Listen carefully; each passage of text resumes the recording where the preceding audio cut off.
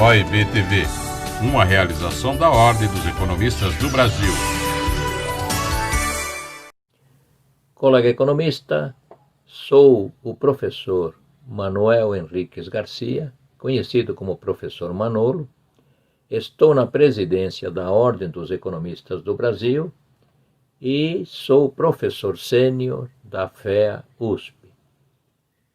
Conversando com o professor Dr. Ricardo Sayegh, que é presidente do Instituto do Capitalismo Humanista, ele me chamou a atenção para o projeto de lei 3.515, que está neste momento tramitando na Câmara dos Deputados. O professor Dr. Ricardo Sayegh me enfatizou alguns aspectos que são extremamente interessantes. O primeiro é que o projeto trata de uma categoria muito importante no Brasil, a categoria dos endividados. E segundo as pesquisas da Confederação Nacional do Comércio, há 66,6% das famílias brasileiras endividadas. Um outro ponto do projeto é que ele procura, através de um processo de conciliação entre os credores e o devedor, ele procura adequar as dívidas que este consumidor tem a 35% do seu salário. Em outras palavras, o projeto diz que são necessários 65% no mínimo para uma sobrevivência digna desta determinada família.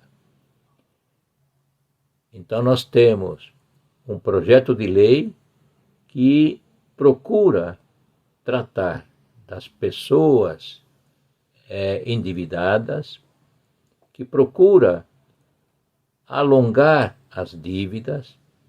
Não há moratória, não há perdão de dívida de forma alguma. É o que se dá para perceber neste projeto 3.515/15. Aí, de posse destas informações relevantes, o professor Dr. Ricardo Sayegh me disse: professor Manolo, vamos calcular os impactos macroeconômicos deste projeto de lei? Aí eu vi uma oportunidade muito interessante de aplicarmos os conceitos da função consumo keynesiana. A primeira ideia foi saber qual era o volume de renda que chega até essas famílias que estão endividadas, que chega às mãos desses milhões de consumidores que estão endividados. Segundo lugar, de posse da propensão marginal a consumir, podemos calcular quanto de renda seria destinada a consumo e quanto de renda seria destinada para o pagamento de dívidas. Bom, então começamos a fazer o cálculo do impacto macroeconômico. Em primeiro lugar, pegamos os dados da PNAD contínua. A última aqui trata de informações até dezembro de 2019. Na PNAD, que trata de informações de dezembro de 2019, encontramos que 92,5 milhões de pessoas estavam ocupadas, recebendo um salário médio mensal de R$ 2.308. Fizemos a hipótese de que todas elas recebem um 13º salário, ou seja, 13 salários por ano, o que totalizou um montante de 2,77 trilhões de reais como renda recebida por esses 92,5 milhões de pessoas ocupadas, de posse dos dados da pesquisa da Confederação Nacional do Comércio, que nos diz que 66,6% dos consumidores, das famílias, estão fortemente endividadas, então nós pegamos 66,6% do montante de renda total recebidas pelas pessoas ocupadas, ou seja, 66,6% de 2,775 trilhões de reais, e encontramos, arredondando, 1,85 trilhão de reais, que seria o montante de renda recebida pelos 66,6% das famílias endividadas.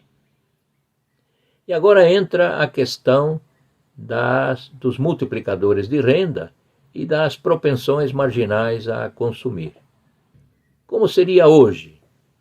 Bom, hoje, segundo pesquisas, da renda recebida, o consumidor endividado ele destina uma soma muito pequena, algo próximo de 35% da sua renda para o consumo de subsistência.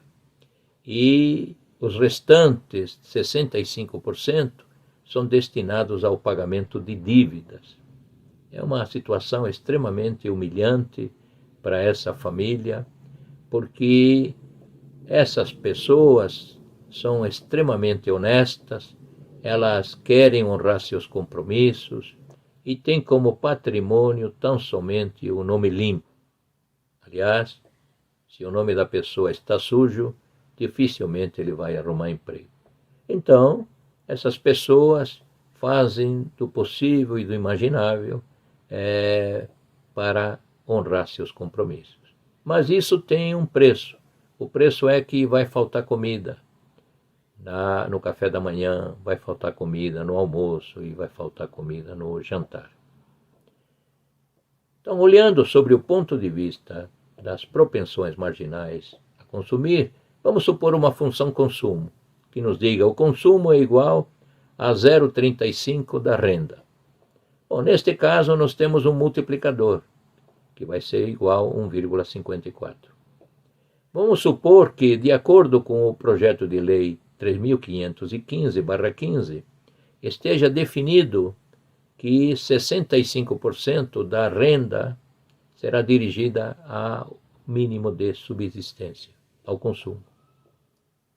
Então, nós teríamos que o consumo seria igual a 0,65 da renda. E, nesse caso, o multiplicador seria 2,85. Bom, nós temos já um efeito multiplicador muito positivo, caso o projeto venha a ser prontamente aprovado. Mas o impacto é maior no montante de renda adicional que permaneceria nas mãos dessas famílias. Veja, 66,6% de 2,775 trilhões dá 1,85 trilhão de reais, que seria o montante de renda nas mãos das famílias endividadas. Desse montante, hoje, 65% vai para o pagamento de dívidas, ou seja, 1,2 trilhão de reais. E 647,5 bilhões vai para o pagamento de bens de consumo necessários para essas famílias. Isso é hoje. Amanhã, aprovado o projeto 3.515, teríamos exatamente o inverso.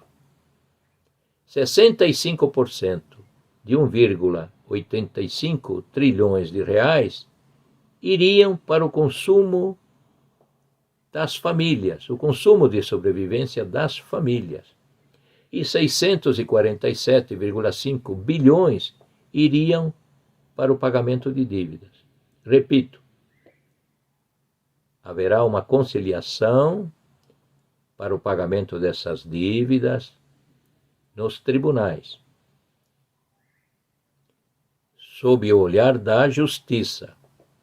Os credores e o devedor vão negociar os prazos, tudo será pago, nada será deixado para trás.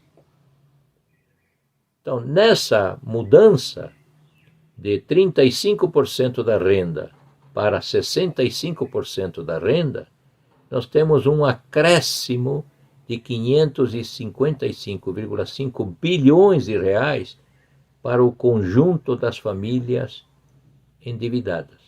É um acréscimo de renda. É um acréscimo de renda que necessariamente será dirigido ao mercado de bens e serviços. 555,5 bilhões de reais é praticamente 7,6% do PIB. Aqui não entra dinheiro público, é só um acordo entre devedor e credores, apenas isso. E isto nos dará condições para que, no curto prazo, a partir da semana que vem, por exemplo, aprovado esse projeto na Câmara dos Deputados, as famílias possam aumentar seus gastos de consumo. Neste momento tão difícil que estamos passando do ponto de vista dos aspectos sanitários e dos aspectos do nível de atividade econômica. Já vimos os resultados do PIB, caiu 1,5%. Já vimos os resultados da queda dos gastos de consumo das famílias, 2%. Mas o pior ainda está por vir. Teremos quedas expressivas, provavelmente mais de 2 dígitos, tanto no PIB do próximo trimestre quanto no consumo. E aprovar este projeto de lei resgata, de um lado, a dignidade da pessoa humana, que é algo extremamente valioso para o Instituto do Capitalismo Humanista, algo extremamente valioso para o professor Dr. Ricardo Sayegh. Por outro lado, tem um impacto enorme, fantástico, sobre o nível de atividade, porque o consumidor agora estará dispondo de 30% a mais de sua renda, e esses 30% a mais da sua renda serão dirigidos ao mercado de bens e serviços, reativando no curtíssimo prazo, sem necessidade de dinheiro público, sem aumento da dívida pública, sem aumento do déficit primário, teremos sim uma efetiva retomada do crescimento econômico no curto prazo. Por isso, nós aqui da Ordem dos Economistas do Brasil, o professor Dr. Ricardo Sayegh, presidente do Instituto do Capitalismo Humanista, nós, em conjunto, estamos a favor da aprovação deste projeto de lei 3.515/15. E espero que nossos argumentos te levem também para pedir aos deputados federais que aprovem o mais rapidamente este projeto de lei, pois ele só tem um fator comum: o bem-estar de todos. OIB TV, uma realização da Ordem dos Economistas do Brasil.